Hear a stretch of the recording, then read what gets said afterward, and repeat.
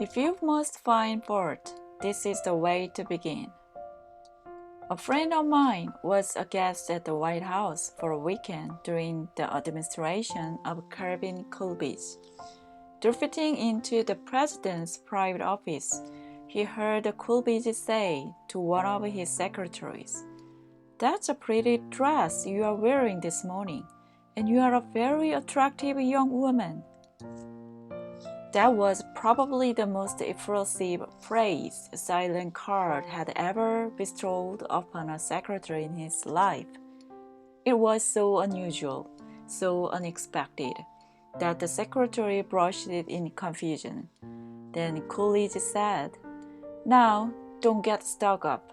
I just said that to make you feel good. From now on, I wish you would be a little bit more careful with your punctuation." His method was probably a bit obvious, but the psychology was superb. It is always easier to listen to unprecedented things after we have heard some praise of our good points.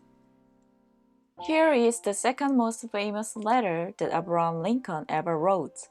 His most famous one was written to Mrs. Bixby, expressing his sorrow for the death of the 5 sons she had lost in battle.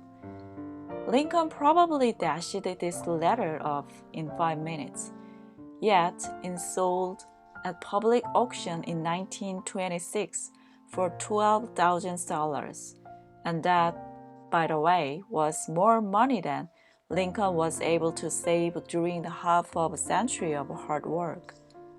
The letter was written to General Joseph Hooker on April 26, 1863, during the darkest period of civic war.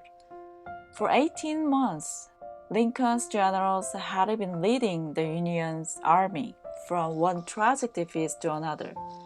Nothing but futile, stupid human butchery. The nation was appalled.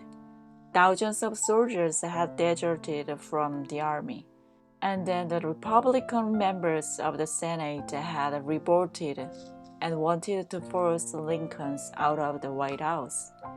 "We are now on the brink of destruction," Lincoln said.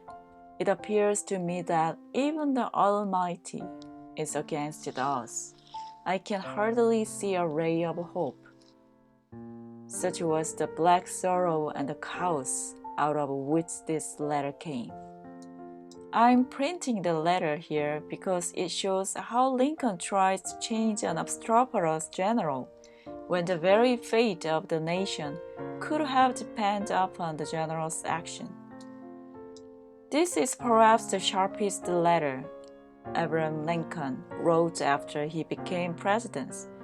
Yet you will note that he praised General Hooker before he spoke of his grave fault. Yes, they were grave fault, but Lincoln didn't call them that. Lincoln was more conservative, more diplomatic. Lincoln wrote, "There is something in regard to which I'm not quite satisfied with you. Talk about tact and diplomacy." It didn't take long to discover why she had trouble balancing out. After the office closed, I went over to talk with her. She was obviously nervous and upset. I praised her for being so friendly and outgoing with the customer and complimented her for the accuracy and speed used in that work. I then suggested that we review the procedure we used in balancing the cash draw. Once she realized I had confidence in her, she easily followed my suggestions and soon mastered this function. We have had no problems with her since then. Beginning with praise is like the dentist who begins his work with Novocaine. The patient still gets a drilling, but the Novocaine is pain-killing. A leader will use. Principle first. Begin with praise and honest appreciation.